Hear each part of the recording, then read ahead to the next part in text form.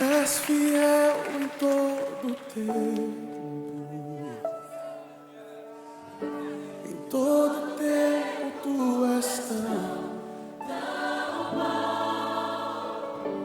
Com todo fôlego que tenho, eu cantarei da bondade de Deus. Não cante isso com todo o seu coração, Ele é fiel.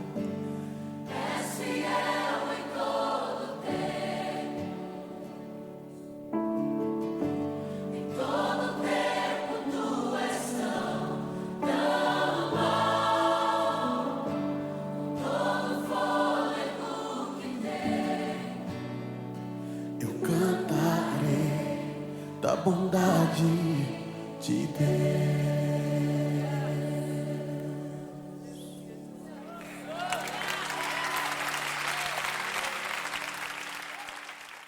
We all bleed the same.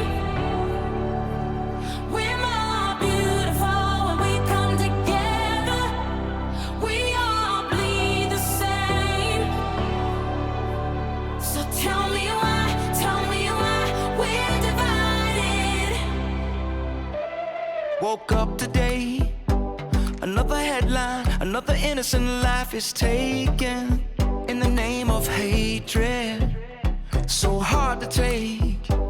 And if we think that it's all good, then we're mistaken. Cause my heart is breaking. Tell it, DC. Are you left? Are you right? Pointing fingers, taking sides. When are we gonna realize we all bleed the same? We're more beautiful when we come together. We all bleed the same. So tell me why we're divided. If we're gonna fight, let's fight for each other. If we're gonna shout, let love be the cry. We all bleed the same. So tell me why we're divided. Tell me, who are we to judge someone by the kind of clothes they're wearing or the color of their skin? Are you black? Are you white? Are we all the same inside? Father, open our eyes to see we all bleed the same. We're more beautiful when we come together. We all bleed the same.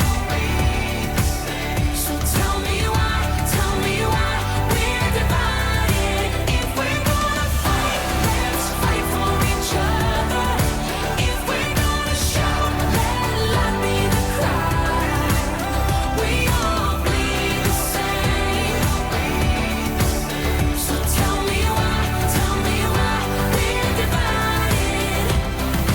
Only love can drive out all the darkness. What are we fighting for? We were made to carry one another. We were made for more. Said Only love can drive out all the darkness. What are we fighting for? Yeah, we were made to carry one another. We were made for more. We all bleed the same. We're more beautiful when we come together. We all bleed the same. So tell me why we're divided. If we're gonna fight, let's fight for each other. If we're gonna shout, let love be the cry. We all bleed the same. Let's stand united.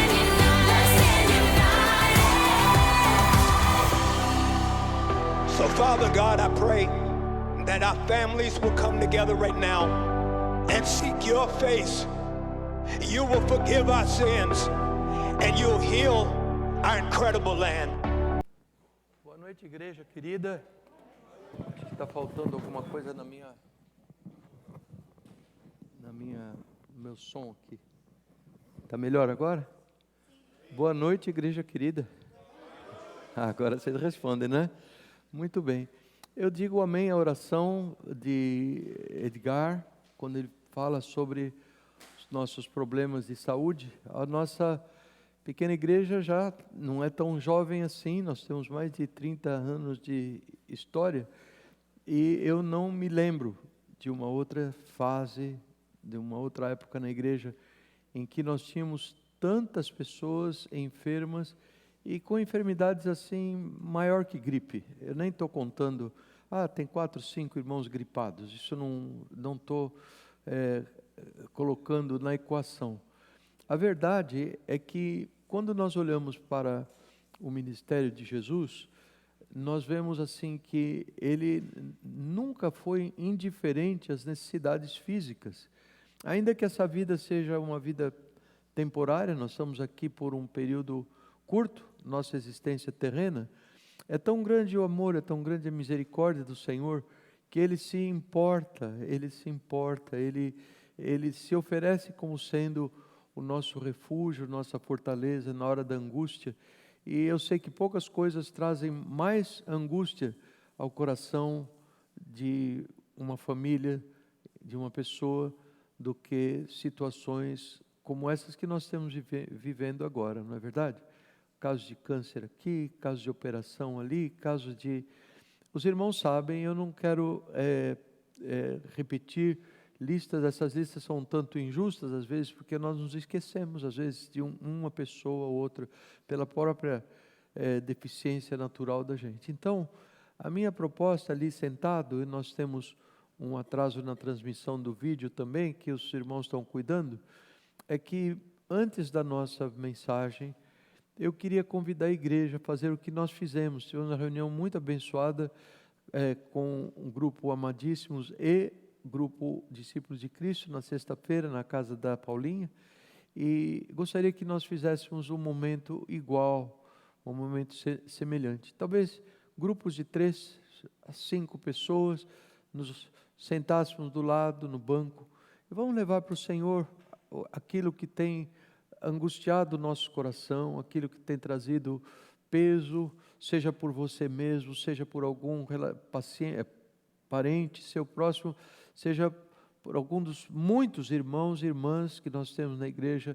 O Senhor não é indiferente ao clamor do seu povo. O Senhor não é, Ele não é. E eu gosto dessa expressão que Tiago usa, pode muito em seus efeitos a oração de um justo, e nós estamos aqui reunidos porque cremos que somos justificados pelo sangue de Jesus. Nós somos o justo sobre o qual Ele está falando. Então podemos orar ao Senhor e clamar, pedir de todo o nosso coração. Pedir talvez, depois de uma certa altura, Marília toca um corinho para a gente, e nós vamos então entrar sem grande delonga na mensagem de hoje. Vamos fazer assim, irmãos? Vamos fazer isso? Pare se mover, sente-se com alguém, pede, faz um sinal, e vamos estar buscando ao Senhor de todo o nosso coração. Todo o nosso coração.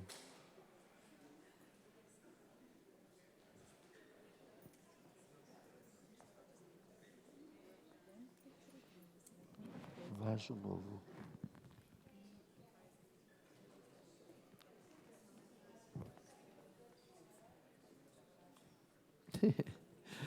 Muito prazer, viu? Vocês falam português? Falam espanhol?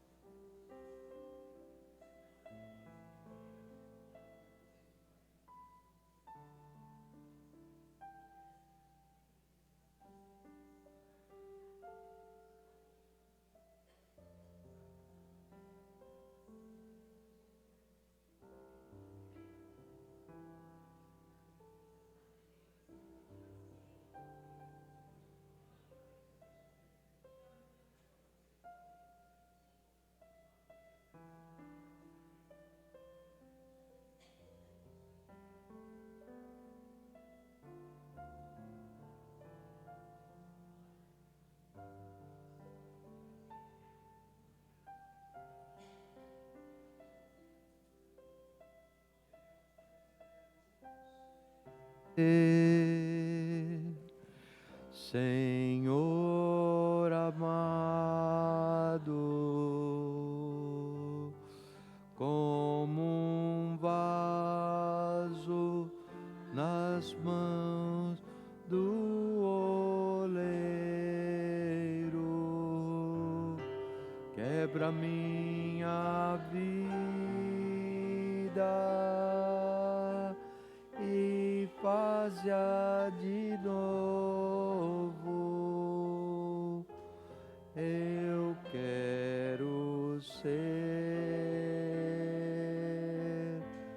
eu quero ser um vaso novo. Bem, todos nós que vivemos na Flórida durante algum tempo já sabemos que estamos na estação dos furacões, não é? Então, eu não sei se estou fazendo... Vocês me ouvem, não? Sim? Ok. Então, nós, quando somos alertados sobre a possibilidade de algum furacão passar aqui pela nossa área, o que nós fazemos? Nós nos preparamos. Nós conhecemos muito bem esse verbo preparar-se, o seu significado dele, não é verdade?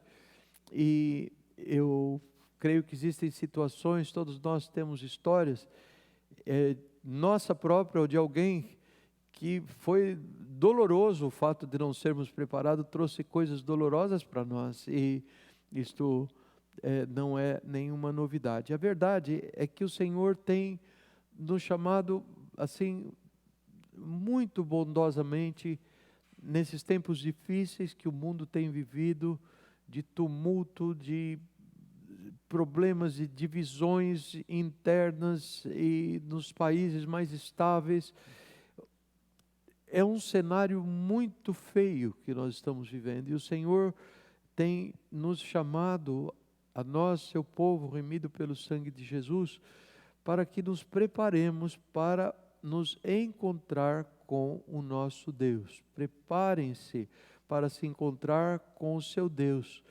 Vocês precisam estar preparados, porque o Filho do Homem virá numa hora em que vocês menos esperam. Já conheci mais pessoas que se calam diante disso para esconder a sua absoluta falta de fé de que Jesus vai voltar um dia. Ele afirmou que ele voltaria um dia, mas pessoas não... Parece um fato tão distante, e eu tenho a impressão que o apóstolo Pedro já vivenciava essa situação. Há 2000 anos atrás, ao escrever a sua segunda carta, ele diz assim, tem aqueles que dizem, mas já tanto tempo passou da sua vinda, isso não vai acontecer. E ele adverte, ele diz, olha, saibam que para Deus 1000 anos é como um dia, e um dia é como 1000 anos. Ele está fazendo as coisas corretas, seus planos estão todos se desenvolvendo de uma maneira divina, e a sua espera significa desejo de salvar. Deus tem feito isso, Deus tem feito isso. Nós temos visto essa questão, a maravilha do poder de Deus, que chamamos a sua graça, ministrada para nós pelo Espírito Santo, que vive no coração do crente, esse poder que nos capacita a mudar de desejo a respeito dos nossos planos, dos nossos caminhos, e preferir os planos do Senhor, e também a graça faz isso em nós, ela nos capacita a cumprir a vontade dEle. Estou falando sobre Filipenses capítulo 2, nós não vamos lá hoje buscar esse trecho tão maravilhoso, 12 e 13, onde diz assim, desenvolvam a sua salvação com temor, com tremor, vamos desenvolvendo, vamos caminhando, porque é a força do Senhor, é o poder do Senhor, a graça do Senhor, quem opera em nós, tanto o querer, que nem o querer nós queremos, a sua vontade, mas também o realizar. E o Senhor nos ensina, e esta pequena série que nós temos nos dedicado a fazer, talvez uma ou duas pregações estará encerrada, Ele nos tem ensinado a respeito dos meios como o crente em Jesus obtém a graça, ou daqueles meios que, se forem negligenciados, nos tornam pobres da graça de Deus. Então, quanto mais se busca esses meios, mais se obtém o conhecimento, não só aqui na cabeça, mas na prática, de como Deus, Ele interfere por nós e como Ele age por nós e como nós o conhecemos e o amamos mais à medida em que Ele vai atuando nas nossas vidas. E esses meios de graça, creio que a igreja até já sabe de cor, é o nosso próximo slide, que nos diz, que nos mostra. Antes não, mas volta por favor, volta para mim. Leiam comigo esse título que eu creio que é muito, muito precioso. Olhem só. A graça capacita o crente para o trabalho no reino. E o trabalho no reino prepara o crente para o seu encontro com Deus. Vamos ler em espanhol? La gracia capacita el creyente para trabajo en el reino. Y el trabajo en el reino prepara el creyente para su encuentro con Dios. Entonces, el próximo cuadro nos muestra, entonces, algo así. Este pequeño pueblo aí, por debaixo desse paraguas, representa uma família, uma igreja. E sobre nós, os ataques não faltam, ataques do inimigo, do mundo, da nossa própria carne, como que tentando nos apartar do Senhor, porque o inimigo veio para roubar, matar e destruir. O Senhor nos ensina, agarrem-se à palavra do Senhor, à oração, ao louvor que é devido ao Senhor, à comunhão do povo de Deus em igreja. Levem a sério a sua igreja, em nome de Jesus, levem a sério. Hebreus 10 nos mostra como é vital e importante que nós estejamos dando prioridade a essa comunhão, através da qual Deus fortalece a cada um de nós no nosso convívio, e nós temos dado ultimamente mais atenção ao trabalho no reino, conforme o título da mensagem de hoje, esse título longo que nós lemos. Trabalho no reino. Não existe a possibilidade de você encontrar na palavra do Senhor alguma ideia de que existem pessoas crentes em Jesus, que se declarem, professem a sua fé em Jesus, que não tenham função nenhuma.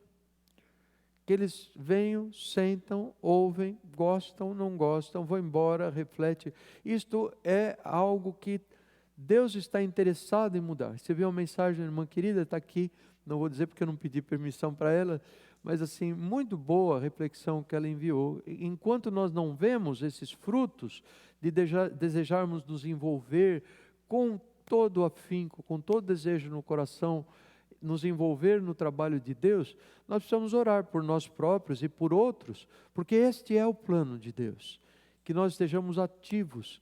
Deus nos dá, vamos ver isso com mais detalhe hoje, dons, capacitações, para que nós realizemos a sua vontade, e Ele está conosco, e nós vamos meditar sobre este ponto hoje. Nós temos visto acerca do trabalho no reino, estes pontos que são a vontade de Deus, o que acontece quando a pessoa diz que vai, mas não vai, acerca de sacrifícios de louvor, o pastor Bebeto pregou, e vimos também a parábola do semeador, e hoje, então, queria completar aquela ideia que nós começamos no domingo passado, que é uma correlação entre o trabalho no reino e o sermão profético de Jesus, que se encontra lá em Lucas capítulo 12, que hoje nós vamos deixar para o próximo e último sermão a esse respeito, e hoje eu quero trazer para vocês o texto em Mateus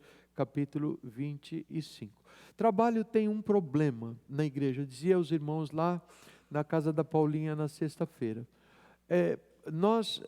A grande maioria de nós, se não todos, nós procedemos de uma tradição de obras, de trabalho, de ser salvo porque faz alguma coisa.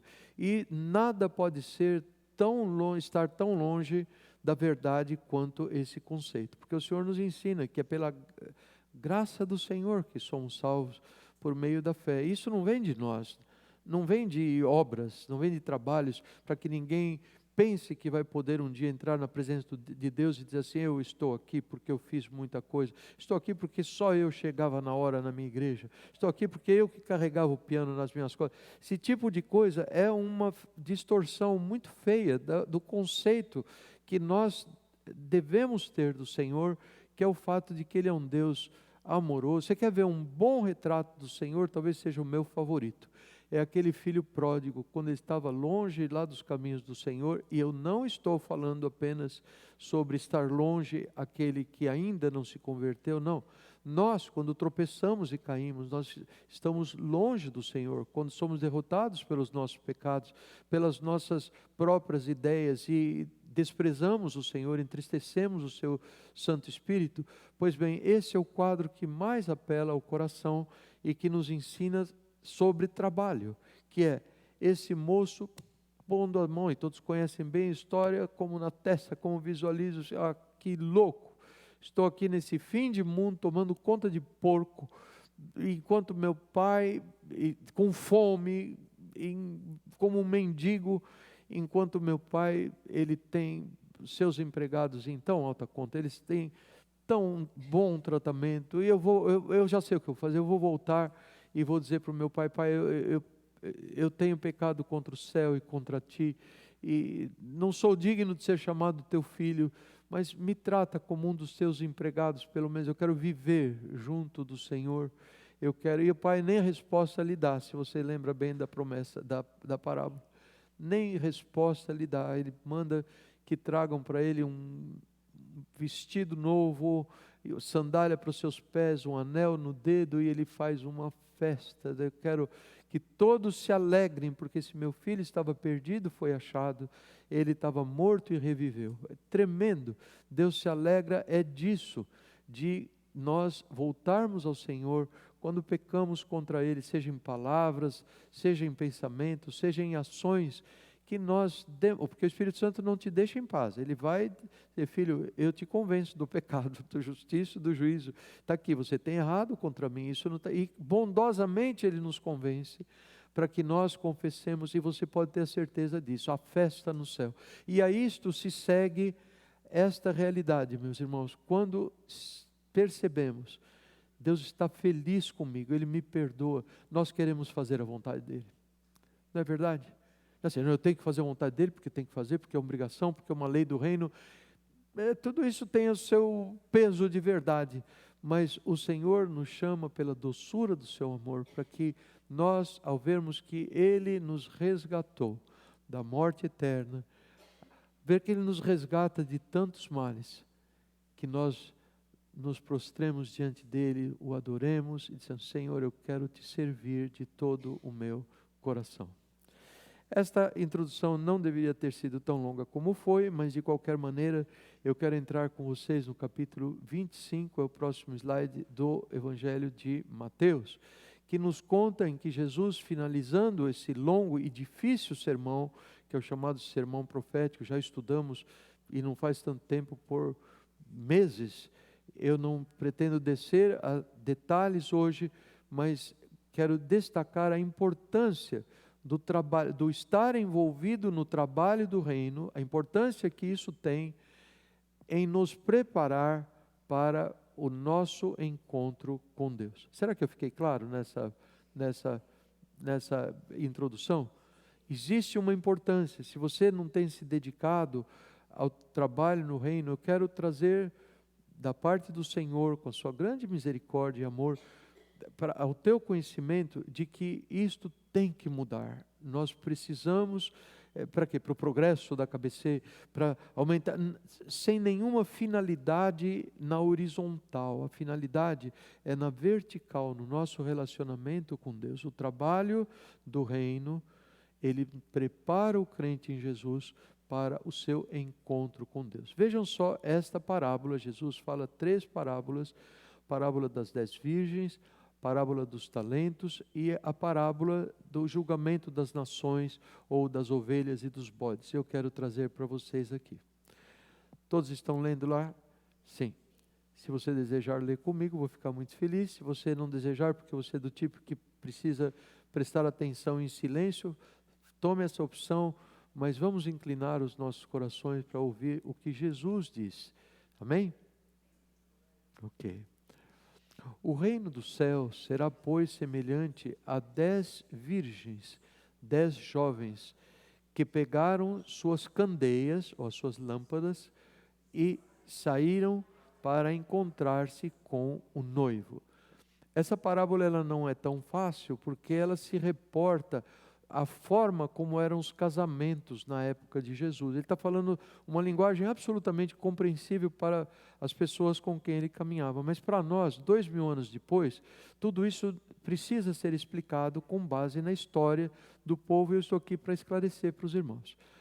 Quando existia um casamento, existem muitos outros detalhes, mas um dos detalhes mais centrais num matrimônio era o seguinte: a moça ficava na casa, ela ficava na casa do moço, esperando a vinda do moço. Olha que coisa diferente, não é? Ela ficava ali, já toda paramentada, toda linda, com os seus, não sei se usava véu e grinalda na época, buquê de flor, etc. Mas imagina uma noiva muito linda, e ela lá esperando o noivo. E ela tinha na sua escolha 10 moças, 10 moças virgens, moças solteiras, em quem ela confiava, moças amigas, da amizade dela, parentesco dela, que ela escolhia a dedo. Porque essas moças, a elas seriam dado a grande honra de terem suas lâmpadas, suas lamparinas, e numa certa altura, quando o noivo aparecesse, então elas iriam encontrar o noivo e viriam num cortejo pelas ruas da cidade, com grandes festas e aclamação, para como que trazer o noivo para o contato, para o encontro com a noiva que ali estava esperando. Esse é mais ou menos o pano de fundo, isso é uma coisa do contexto. Então elas saíram com as suas lâmpadas para se encontrar com o noivo, estão todas preparadinhas, vestindo as suas melhores roupas, vestindo os seus melhores trajes para aquela ocasião tão importante, para as quais elas foram honradas em participar. E 5 delas, o próximo slide, 5 delas eram insensatas e 5 prudentes. Las insensatas levaram suas lâmpadas, pero no se abasteceram de aceite. Em cambio, las prudentes levaram vasijas de aceite junto com suas lâmpadas. O noivo demorou a chegar, e todas ficaram com sono e adormeceram. À meia-noite ouviu-se um grito: o noivo se aproxima, saiam para encontrá-lo. Então todas as virgens acordaram e prepararam suas candeias. Estão seguindo bem? Na sua mente está passando um filminho daquilo que se passava 2000 anos atrás. Algumas moças, era incerta a hora que o noivo iria chegar. Esse aqui escolheu chegar à meia-noite, e não sei bem as razões, e Jesus está contando uma parábola, uma ilustração de um fato que ele quer descrever, e nós não sabemos grandes detalhes, mas era prudente, aos olhos das moças prudentes, levar uma reserva do óleo, do azeite que queimava na lamparina, porque se acabasse, elas estavam excluídas da procissão, que era a finalidade delas terem sido chamadas. E de fato o noivo demorou, elas adormeceram, mas foram acordadas com esse brado por volta da meia-noite, e elas despertaram e foram acertar lá as suas candeias, as suas lâmpadas. E assim diz: las insensatas dijeron a las prudentes: denos um pouco de su aceite, porque nuestras lámparas se estão apagando. No, responderam estas, porque assim não vai alcançar nem para nosotras, nem para ustedes. É melhor que vayan a los que vendem aceite e comprem para ustedes mesmos. E saindo elas para comprar o azeite, o óleo, foi quando o noivo chegou. As virgens que estavam preparadas entraram com ele para o banquete nupcial, para dentro da casa onde era a grande festa, e a porta foi fechada. Mais tarde chegaram também as outras e disseram: Senhor, Senhor, abra a porta para nós. Mas ele respondeu: a verdade é que eu não as conheço. eu não as conheço. Portanto, agregou Jesus, mantenham-se despiertos, mantenham-se preparados, porque não sabem nem o dia, nem a hora. Parábola, como eu disse para vocês, humildemente difícil. Eu quero dar o elemento importante dela, aquele sobre o qual ninguém tem dúvida, porque comentaristas bíblicos têm se debruçado e têm envelhecido sobre a interpretação dessa parábola ao longo dos séculos, mas há um ponto em que todos estão de acordo, e esse ponto, louvado seja Deus, porque ele nos leva, ele nos dirige ao ponto vital de nós tomarmos uma posição de submissão ao nosso Deus. O ponto em que todos estão de acordo é que o óleo, o azeite, é uma figura parabólica do Espírito Santo. Todos concordam com isso, todos. Você pode olhar o comentarista que for, não existe dúvida sobre isso. E tem algo que é muito incômodo nessa história. Na verdade, todas foram escolhidas para aquela função, aquelas 10 moças. Algumas tinham azeite o suficiente e mais a reserva. Nós podemos dizer, elas tinham uma amizade com Deus, já tinham um contato com Deus, elas se abasteciam da presença do Senhor e elas brilhavam à luz do Senhor, e outras não.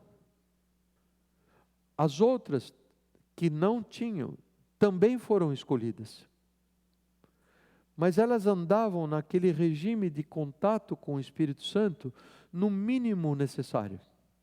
Elas tinham óleo, o Espírito Santo estava nas suas candeias, só que não daria para o gasto, não daria para aquilo que o Senhor requer de um servo, de uma serva sua, porque é o mínimo necessário. Eu faço oração quando a situação está muito difícil, quando a doença está indo mal, quando o problema econômico está me vencendo, quando os relacionamentos estão aos pedaços. Então, na urgência, se busca o Senhor. E a palavra dele nos diz, Isaías 55, buscai ao Senhor enquanto se pode achar. Agora, vocês imaginam essas moças na figura, elas, assim, as 5 prudentes, não é que elas carregassem ali um galão de óleo, era um pouco, não dava para repartir, não existia como ministrar para aquelas pessoas, não existia como dizer para elas, olha, eu vou ficar aqui ministrando para você a palavra do Senhor. Não era possível, porque esse tempo, nós o temos em tempos de paz, em tempos como este em que nós vivemos hoje. Busquem o Senhor enquanto se pode achar. É hoje o dia de nós buscarmos o Senhor, porque Ele nos dá conta e Ele enfatiza esse fato de que haverá uma situação em que pessoas busquem o Senhor enquanto se pode achar. Sugere que haverá tempo em que você não poderá encontrá-lo. Não há tempo mais. É muito curto o tempo. Eu sei de alguns exemplos, eles são poucos, mas são tão marcantes, em que a pessoa sofreu um dano em geral para a sua saúde, que agora o impede de buscar a Deus. Imagina uma pessoa que, como o irmão José, que viveu entre nós aqui, um evangelista precioso, uma vez me levou aqui no Greenbrier, essa casa de recuperação, e lá eu conheci o Jaime, 41 anos, um moço numa cadeira de rodas. Conto muito esse exemplo na nossa clínica, porque o Jaime tinha tido um derrame cerebral. Ele estava na cadeira de roda e assim, torto, horrível, uma sonda para alimentar, porque já não comia mais. Ninguém sabia dizer se ele era cego ou não, porque ele ficou mudo, ele não tinha como se comunicar com outras pessoas, e ali tentando orar, fazer alguma coisa relevante, eu percebi que ele tinha uma grossa aliança na mão esquerda. 41 anos de idade, eu fiquei imaginando, esse moço é casado. Eu imagino que ele é casado com uma jovem, deve ter filhos adolescentes, e ele estava agora selado, engessado dentro daquele corpo, sem qualquer possibilidade de expressar-se. Eu não sei detalhes sobre a vida dele, mas uma pessoa nessa condição, o tempo de comunicar-se, será que terminou? Tudo passa por uma fase de absoluta incerteza. Nós não sabemos mais. O fato é que nós sabemos quando é que nós podemos nos acercar do Senhor. E hoje, como diz a palavra, hoje é dia de salvação. Hoje eu não percebo, pelo menos meus olhos não estão captando alguém que eu digo assim, essa pessoa já não dá mais para ter contato com o Senhor. Pelo contrário, eu vejo pessoas com olhares inteligentes, com uma resposta, uma linguagem corporal que me diz, eu estou conseguindo me comunicar, essas pessoas conseguem se comunicar. Comunicação interpessoal aqui não é um problema. Então nós precisamos usar desse bom tempo para nos comunicar com o Senhor, porque haverá o tempo em que a porta se fecha. A porta se fecha e elas ficaram lá gritando, Senhor, Senhor. E eu não sei se a Débora tem no próximo slide o trecho de Mateus, Mateus 7, está tão difícil de ler, está ali, aqui. Nem todo aquele que me diz Senhor, Senhor, entrará no reino dos céus. Elas entraram, a figura que Jesus usou, elas ficaram de fora. Então, ele diz, nem todos, mas apenas aquele que faz a vontade do meu Pai. Tome isto no contexto, como assim, aquele que vive na dependência, honrando ao Espírito de Deus, buscando dele a graça para que nós vivamos. Por quê? Porque com um pouquinho de azeite, com um nada de vida para o Senhor, ainda é possível que se faça uma porção de trabalho, ou não? Pessoas podem fazer uma porção de coisa, mas aquilo que não é feito em espírito, por exemplo, o louvor que ele diz, eu busco adoradores que me adorem em espírito e em verdade. Uma pessoa que tem muito óleo na sua candeia, ela louva o Senhor em espírito e em verdade.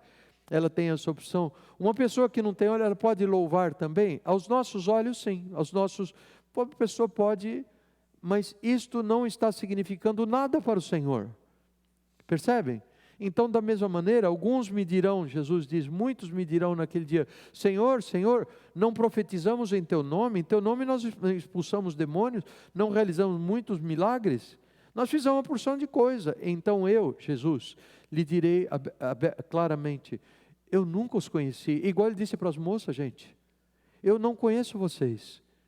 Essa coisa de andar meia boca, de andar um dia no mundo, um pé com Deus, um pé no mundo, isso nos leva a um relacionamento em que há, da parte de Deus, uma estranheza ao nosso respeito. Ele não conhece a pessoa que anda parte nas trevas, parte na luz. E a coisa é muito, muito triste. Afastem-se de mim, vocês que praticam o mal. E um trecho semelhante em Lucas, que eu não creio que está aí, mas é conhecido da nossa igreja, porque vocês me chamam de Senhor, Senhor, e ele nos conta a parábola da casa construída na rocha e na casa construída na areia. E ele diz, aquele que constrói a sua casa na rocha é o que ouve a minha palavra e a pratica. Ao passo que aquele que constrói a sua casa na areia, aquela casa que quando vieram os ventos, as chuvas, desabou e não ficou em pé, esses são aqueles que ouvem a sua palavra e não a praticam. Isso é tão simples. É tão simples. O Senhor nos chama para buscarmos da sua plenitude. Enchei-vos do Espírito. Efésios capítulo 5.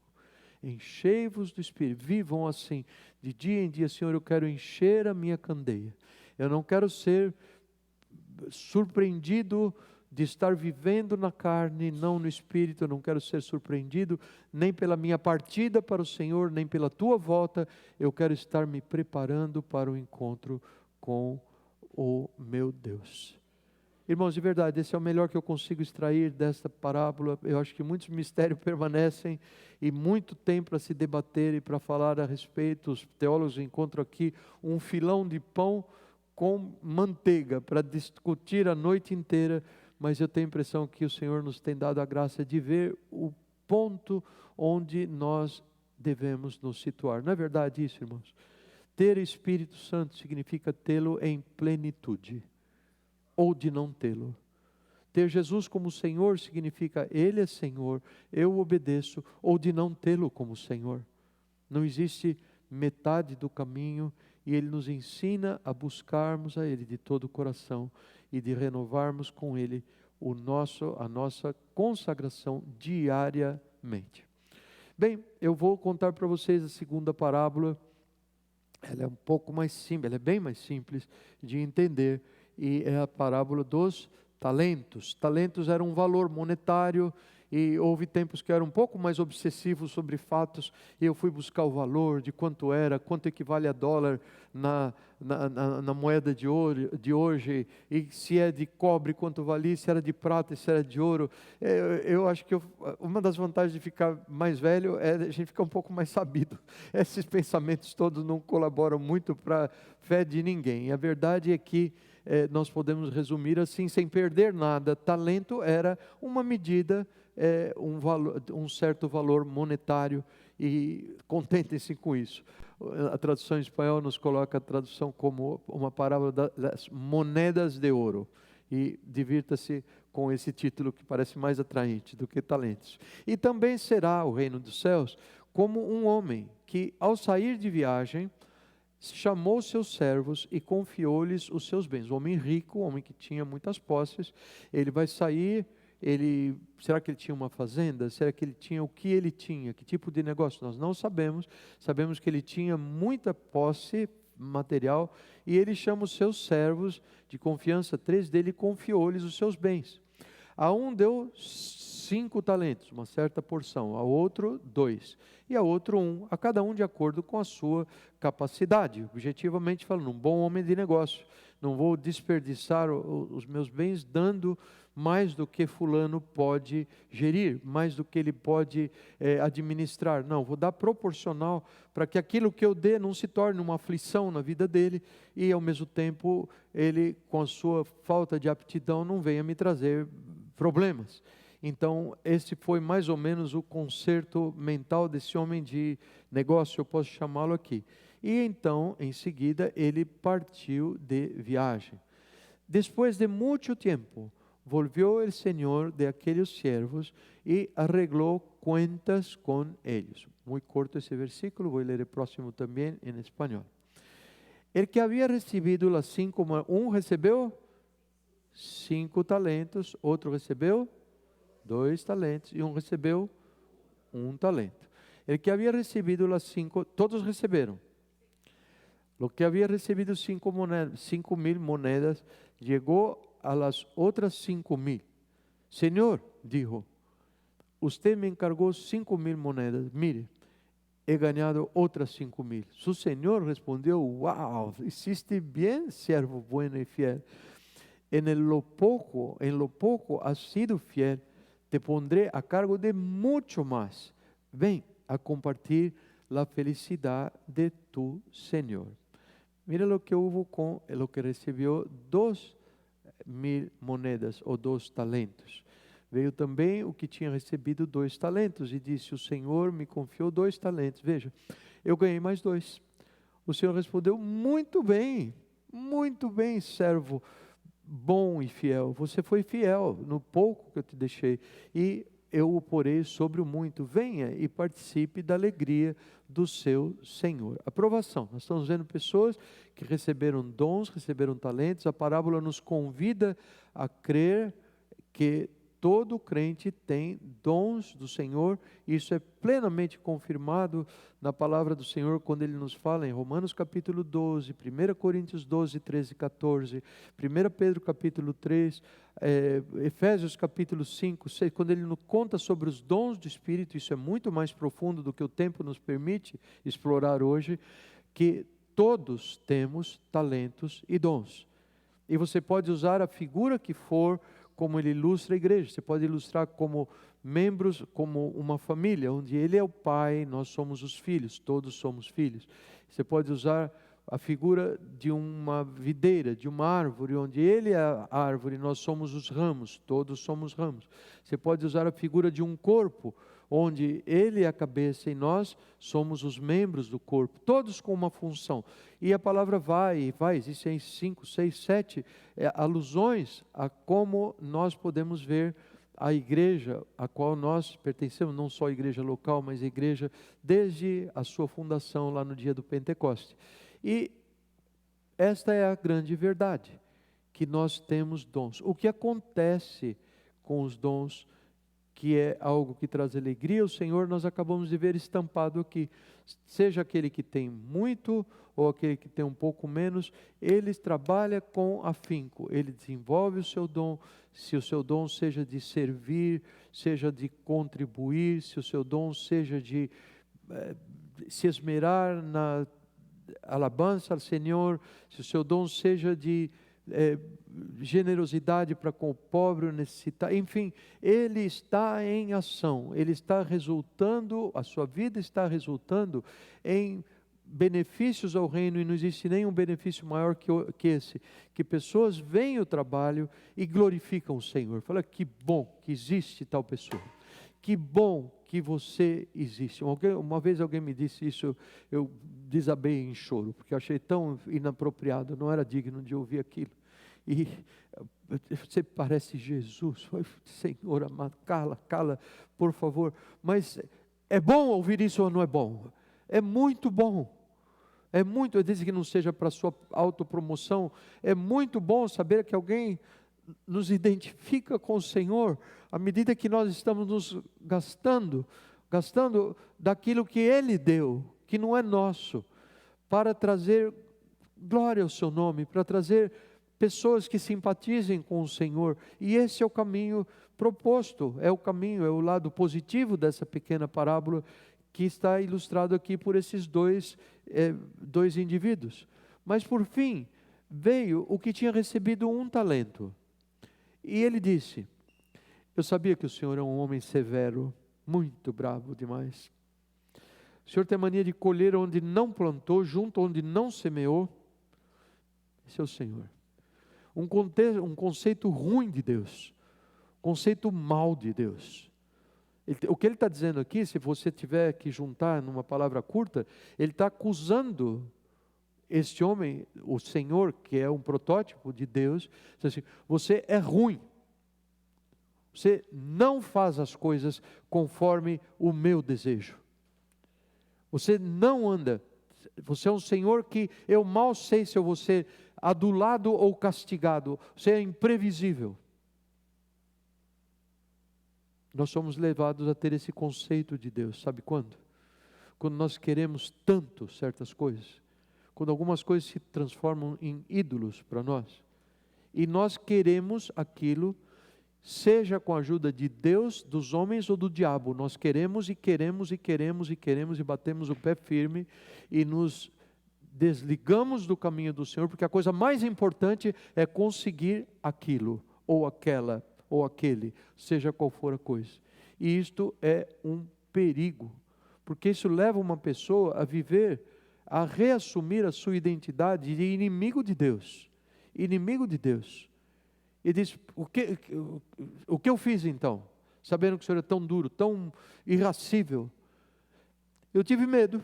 Tenho medo de Deus, claro, tenho medo. Medo de apanhar, medo de ser castigado, toda hora achando que o mundo vai acabar, porque o Senhor vai ficar tirando, vai ficar penalizando, porque eu pequei, porque eu errei. Pessoas que não confiam no perdão incondicional do nosso Deus, que colocou as nossas culpas, as nossas faltas sobre o Senhor Jesus. Não acredito em nada disso. Não acredito, eu tenho medo, não confio. Eu tomei aquilo que o Senhor me deu, que tinha valor, que eu poderia ter usado para beneficiar o mundo, como os outros dois fizeram, e eu o escondi, eu o enterrei, escondi o seu talento no chão, e eu soube que o Senhor estava voltando, fui lá, desenterrei, está aqui, ó. Não lhe devo nada. Irmãos queridos, não é bom essa posição. Confessemos ao Senhor essas revoltas, sejam elas grandes ou pequenas, contra o nosso Deus, como sendo um fruto da carne, um fruto detestável da carne. E o nosso Deus amado, Ele nos perdoa, Ele nos purifica de todo pecado. Mas o problema é manter-se nessa posição. Passa dia, passa outro dia, e os olhos estão olhando ao redor, buscando diante de qual próximo ídolo eu vou me prostrar. Isto é muito perigoso, queridos.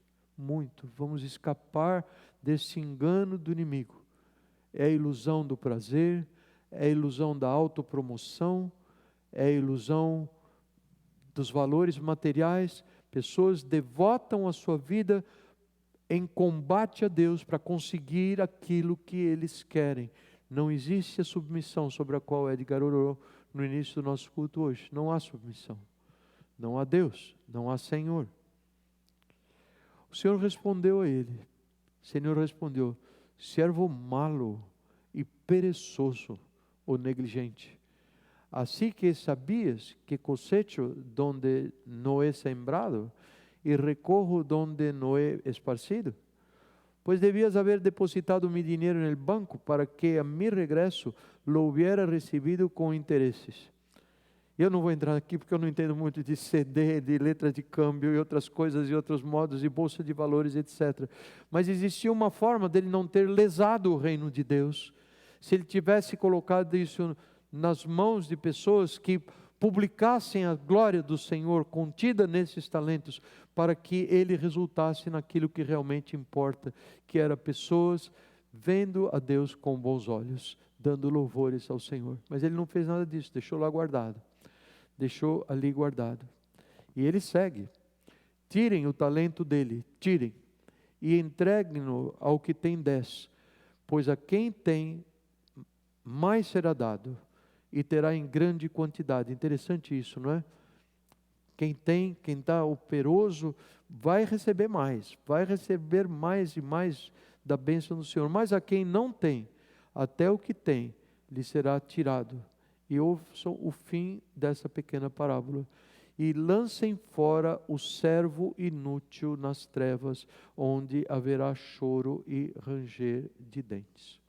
Se você pusesse duas pessoas aqui, uma que representasse toda a convicção calvinista na história da igreja desde a Reforma Protestante, e você colocasse aqui do lado um que tivesse toda a convicção de um arminianista, que é uma linha oposta. O que diz uma linha ou outra pouco importa, mas um dirá assim: essa pessoa, ela nunca foi salva, essa pessoa, ela vai colher aquilo que a sua rebelião contra Deus o levou a colher. Muitos crerão dessa maneira, muitos têm crido dessa maneira.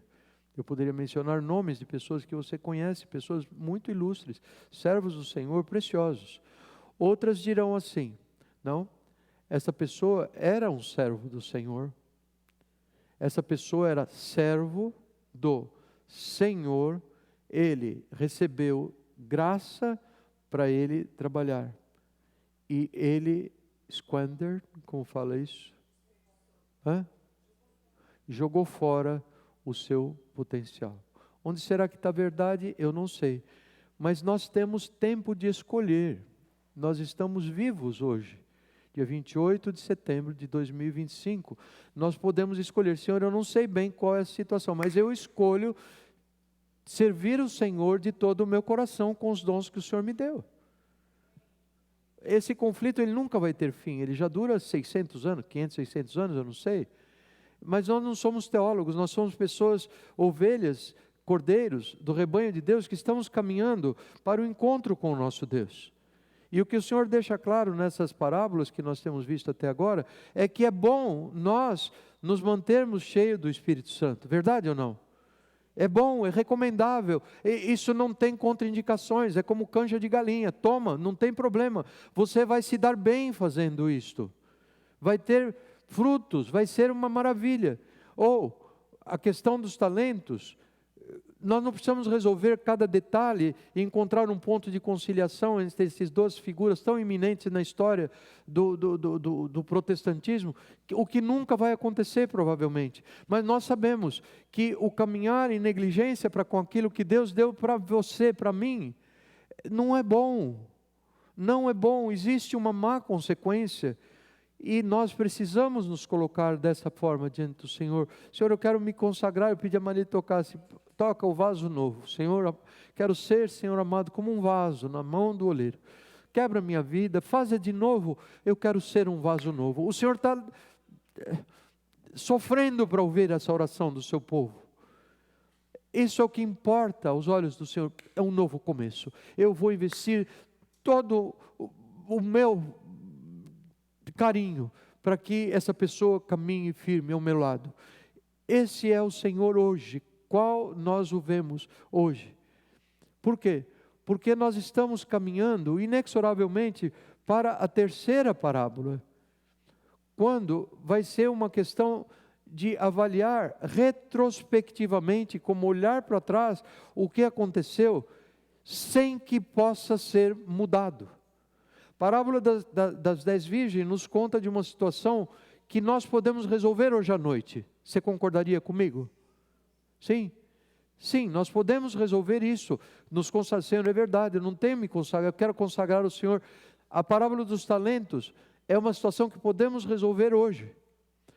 A última parábola que Jesus conta, que é o julgamento das nações, já não existe conserto para uma situação, porque ela já foi selada, ela já foi definida em dois tipos, em dois grupos de pessoas, e eu vou deixar que você entenda melhor daquilo que Jesus falou. A partir do versículo 28, ele diz, versículo 31, e ele diz: e quando o Filho do Homem vier em sua glória, com todos os anjos, a sentar-se em seu trono na glória celestial, todas as nações serão reunidas diante dele. E ele separará umas das outras, como o pastor separa a ovelha dos bodes. E colocará as ovelhas à sua direita e o bode à sua esquerda, os bodes à sua esquerda. Entonces dirá el rei a los que estén a su derecha: vengan ustedes a quien mi Padre ha bendecido, reciban su herencia, el reino preparado para ustedes desde la creación del mundo. Pois eu tive fome e vocês me deram de comer, eu tive sede e vocês me deram de beber, eu fui estrangeiro e vocês me acolheram, necessitei de roupas e vocês me vestiram, estive enfermo e vocês cuidaram de mim, estive preso e vocês me visitaram, vocês creram na minha palavra, vocês agiram com base na minha palavra, vocês fizeram tudo isso. Não é que vocês fizeram para ouvir de mim essa bênção que vocês estão ouvindo. Não, vocês creram e por isso vocês caminharam nessa direção. Que coisa linda! Entrem para o gozo do seu Senhor. Então, os justos, ouvindo do Senhor, eles terão essa atitude, eu creio que mais interior do que exterior, mas seja como for, a parábola nos conta assim, lhe responderão: Senhor, é verdade que nós ajudamos muita gente, mas nós não lembramos de ter visto o Senhor ali. Quando nós tivemos com fome, te demos de comer, ou com sede, te demos de beber. Eu alimentei muita gente, ajudei e tudo, mas quando nós tivemos estrangeiro e te acolhemos, ou necessitado de roupa e te vestimos, quando? Senhor, quando tivemos enfermo ou preso e te fomos visitar, Senhor, nós não lembramos. Quando foi? O rei lhe responderá: lhes asseguro, essa palavra é tão forte, eu te asseguro uma coisa, é Deus dizendo: eu tenho certeza. Tem algum peso isso ou não? Deus dizendo: eu tenho certeza do que eu estou falando. Lhe asseguro que todo lo que hicieron por uno de mis hermanos, uno dos meus menores hermanos, aún por él, más pequeño, lo hicieron por mí. Eu estava allá.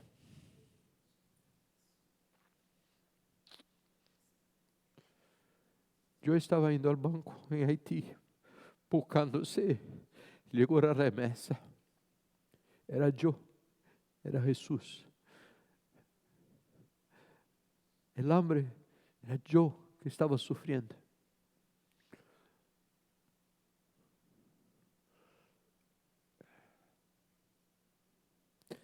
Então, ele dirá aos que estiverem à sua esquerda: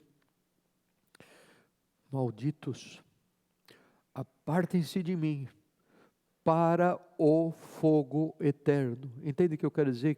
Que essa parábola é retrospectiva. Já aconteceu, agora já selou. Não dá para mudar mais. Ouvindo-a hoje, nós ainda temos tempo de mudar os nossos caminhos.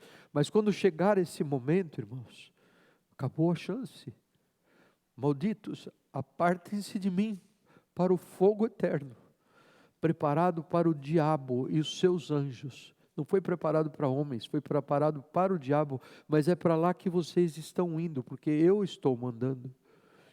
Porque tuvo hambre e ustedes não me deram nada de comer. Tuvo sed e não me deram nada de beber. Fui forasteiro e não me deram alojamento. Necessitei roupa e não me vestiram. Estuve enfermo e em la cárcel e não me atenderam. E eles também responderão: Senhor, quando te vimos? Se eu tivesse visto o Senhor Jesus, eu teria feito alguma coisa. O Senhor está, como diz o Keith Green, você está com fome agora? Anjos, tragam aí um sanduíche de pão com lechão para o Senhor, parece que tem hambre. Vamos uma Coca-Cola helada para ele, vamos fazer algo, vamos fazer algum movimento. Too late. Quando te vimos, fome, sede, sem roupa, enfermo, preso, sem ajuda nenhuma, o Senhor lhe responderá: les asseguro que todo que no hicieron por el más pequeño de mis hermanos, tampoco lo hicieron por mí. Aquellos irán al castigo eterno y los justos a la vida eterna. Irmãos, nós não somos salvos pelas obras, pela graça somos salvos por meio da fé. Mas veja o versículo 10.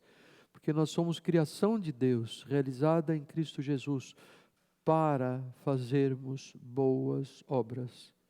Você não é salvo fazendo boas obras, mas você nasceu de novo para fazer boas obras.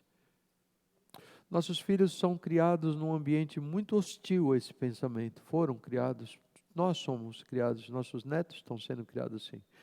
Que é o pensamento de cada um por si. Cada um por si. Vai escolher a profissão que lhe renda mais e viva para o seu próprio deleite. É completamente oposto ao que o Senhor Jesus nos ensina. Vocês não veem? Completamente oposto. Quando Ele nos diz, da palavra de Jesus, que é mais bem-aventurada coisa dar do que receber, Ele sabe o que Ele está dizendo. Ele sabe que alguém que está imbuído desta finalidade, aqueles que vieram para fazer, que vivem para fazer as boas obras que o Senhor nos chamou, eles sabem que são pessoas verdadeiramente felizes. Não, mas nós temos que nos agarrar à fé. O que basta é ter fé. E o texto é tão conhecido de todos nós. De que adianta, meus irmãos, alguém dizer que tem fé se não tem obras? Estou em Tiago 2, de 14 até 17, depois o 26. De que adianta alguém dizer que tem fé se não tem obras, boas obras, por suposto? Acaso a fé pode salvá-lo? Se um irmão ou irmã estiver necessitando de roupas e alimento a cada dia, e você lhe disser: vá em paz, aqueça-se, alimente-se até satisfazer-se, tá? Coma bem. O cara não tem comida. Sem porém lhe dar nada, de que adianta isso? Assim também a fé por si só, se não for acompanhada de obras, está morta. Assim como o corpo sem espírito está morto, também a fé sem obras está morta. E o Pai quer ver em nós, Deus Pai, o que Ele faz em nós. O trabalho que resulta da fé. Eu creio que é assim que o Senhor diz, eu quero fazê-lo. O esforço motivado pelo amor, às vezes em ajudar, existe um esforço que só o amor pode nos motivar a fazer, a levar em diante, às vezes até com prejuízo próprio, e o perseverar nos caminhos por causa das promessas que o Senhor nos fez. O trabalho que resulta da fé, o esforço motivado pelo amor e a perseverança proveniente da esperança em nosso Senhor Jesus Cristo. Eu creio que o Senhor tem deixado claro, apesar das minhas limitações, o que esse trecho tão significativo nos quer dizer nesta noite. Eu não sei amanhã como vai ser, mas nesta noite é claro para nós.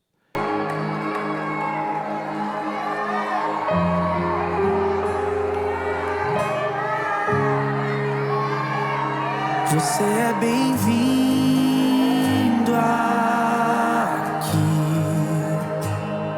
A casa é sua, pode